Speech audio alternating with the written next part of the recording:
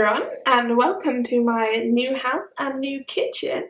Today I have a Christmas treat. It is a Heston Blumenthal 5-course Christmas menu. I ordered this about a month ago. It was £107.50 in total, but £12.50 of that was shipping. So it arrived this morning in this big box, but unfortunately the box was this way, so it all fell out the bag. And then inside was like silver bubble wrap, but there's no ice packs or anything to keep it cold, so I assume the van was refrigerated, otherwise this is going to be a gone off bin. When you open the box, you get the menu card and the book of instructions, and the instruction book has all the instructions for all the different hampers. So it has the New Year's one, it has a vegetarian one, and the menu card is specific to yours. So this menu card is a little bit rubbish.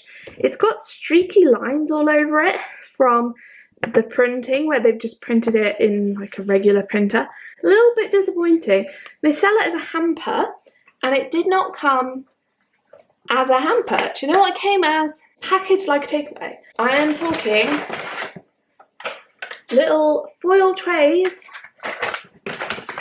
paper bags, and cardboard boxes. Now I don't know what I was expecting, but for £100, it was not this.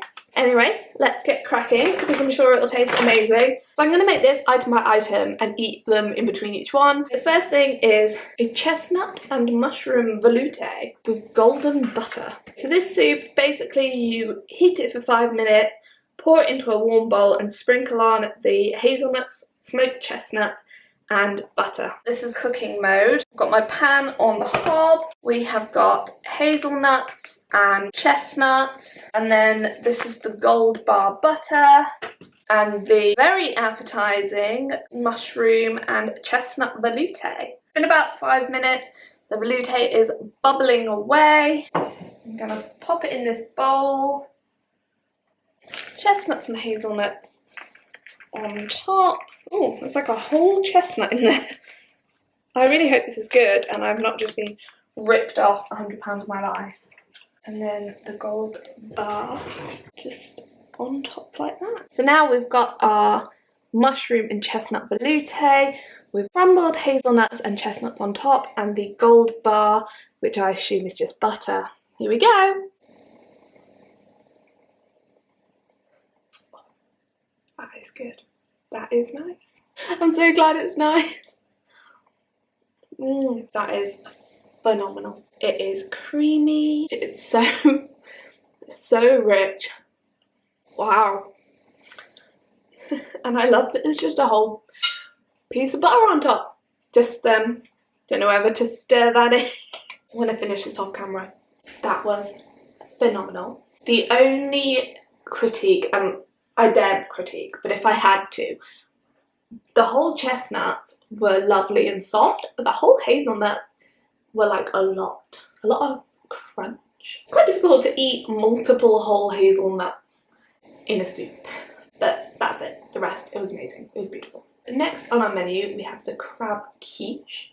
We've got to bake the crab quiche for 5 minutes and mix the crab, pickled lemon, pickled cucumber, and aromatics. Season to taste with salt and ground pepper. I don't want to do that. You should season this for me. I spent £100. We've been joined by gin and elderflower tonic.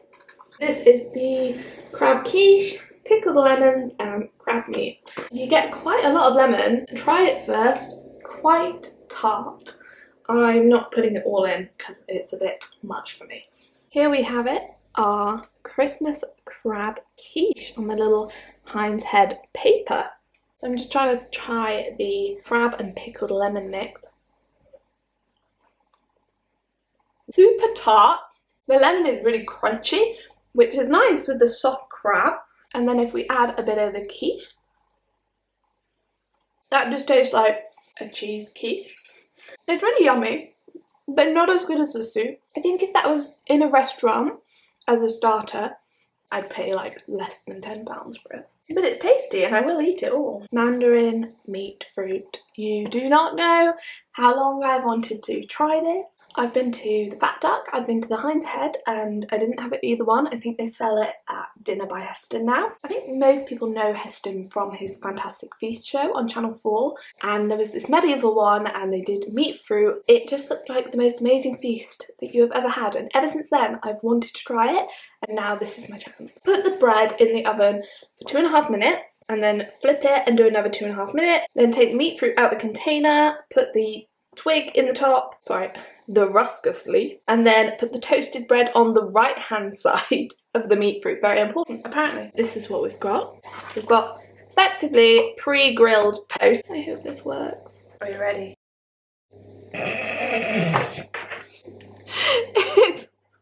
It looks like a tin tomato.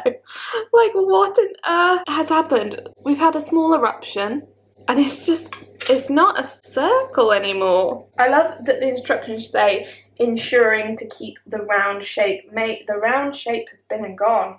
I can't help but laugh. Like, what on earth? Okay, there's a little bit of pliability that we've got, and then the ruscus leaf.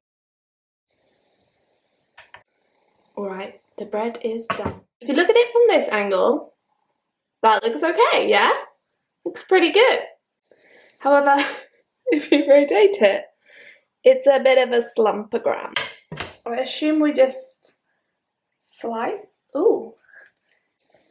The outside is very gelatinous. If it would be more of a liquid, like a mirror glaze and not like an actual jelly. The gel does not break down as you spread it because I think it's got a bit too much gelatin in. So it looks a little bit funky. There's also a lot to go on this single piece of bread, but let's try. The pate is phenomenal. A lot like the mushroom veloute, but slightly more solid.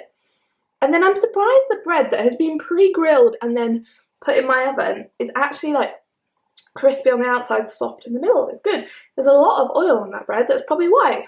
The only thing that's really off-putting is the texture of these jelly things. They don't even break down in your mouth.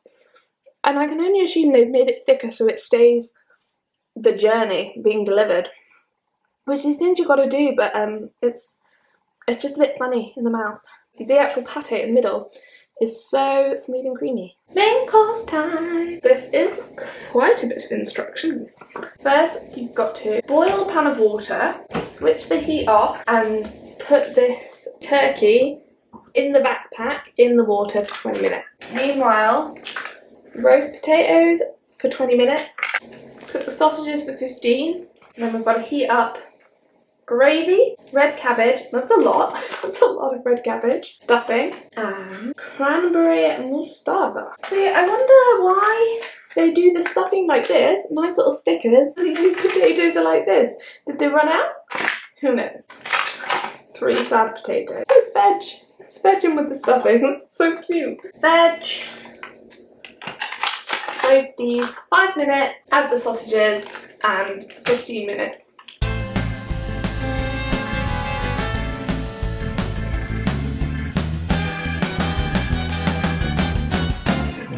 Okay, we have got all our elements cooked, and actually it's quite a lot. That's probably how much I would eat on regular Christmas Day. And this is a 5-course tasting menu. I'm going to be full. I'm going to plate this up. This is still very juicy, so I hope that's just some kind of jus and not turkey blood. There is nothing fancy or delicate about this. It looks delicious. I'll start with the turkey with the cranberry mostarda.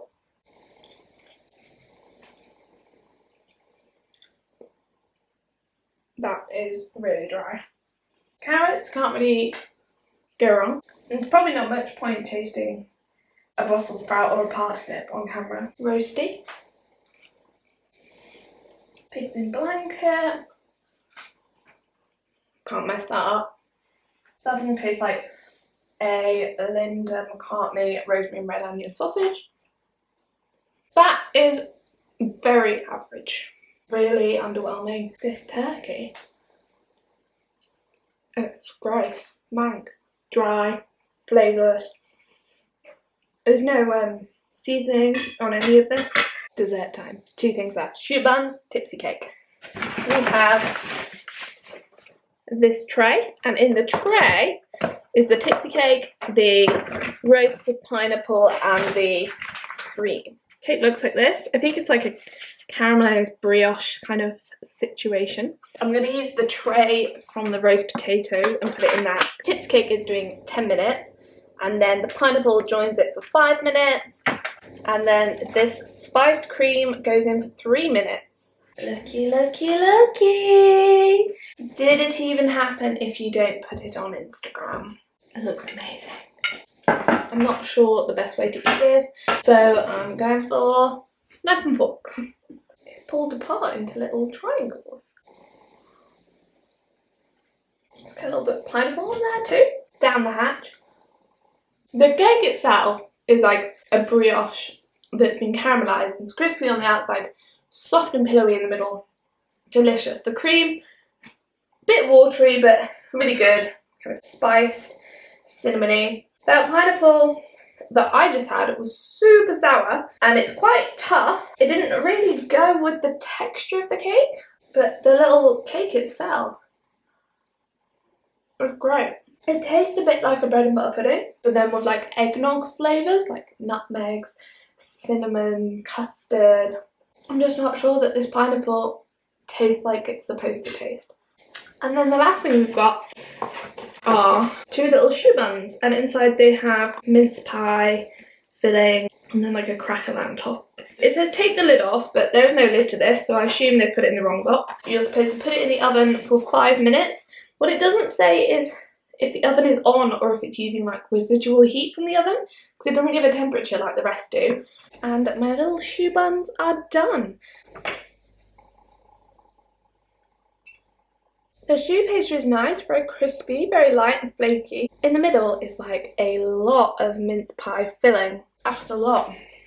It's not bad. I've already had a mince pie today though.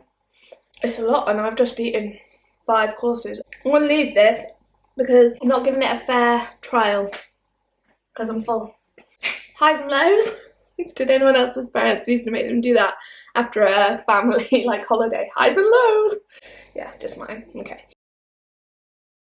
The packaging of this luxurious £100 food hamper was pretty poor, to be honest. I understand you have to put it in boxes, but if you're advertising something as a hamper, then it needs to look like a hamper, or at least have some like shredded tissue in there or something, and not come in like my Indian takeaway boxes. My shipping handler put the box upside down because it didn't have a direction arrow, so obviously they didn't keep up, not their fault. And then things like this menu that was like weirdly printed.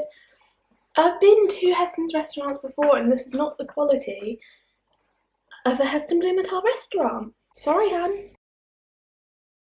Started off really strong, and you can tell that things that they're used to cooking, like the veloute, the meat fruit, were fabulous, exceptional, would pay unlimited amounts of money for them. The quiche was good, tasty, I ate it, but very average. And the Christmas dinner, I mean, it was bad. I left bits. Tipsy cake, again, yum, delicious, just the pineapple, like my personal pineapple was quite crunchy and very sour. When I've had spit roasted pineapples in like Brazilian restaurants and stuff, they're like caramelized and tender and delicious, and that was crunchy and sour. Not sure what you're doing on that one. These little choux buns are nice, but I think it would be really delicious at the end of the meal if they were like chocolate and peppermint, or mocha and peppermint, or something a bit lighter than raisin filled mince pie. So overall opinion, would I pay £107.50 for this again? Nope, absolutely I would not. I think I would pay 70 maybe. If all 5 courses were like the meat, fruit and the veloute, I'd pay £100 for that. I'd pay more than £100 for that. But that Christmas dinner in the middle really let it down. I think I would pay like canteen prices for that, like £5. And don't call me uncultured because I know what was good in that and what was bad, and dry turkey is bad. The Brussels sprouts were crunchy, potatoes were pretty good, I sound like a negative ninny now because I really wanted to like it all. I think if you took the main course, took it away, I would have been more satisfied.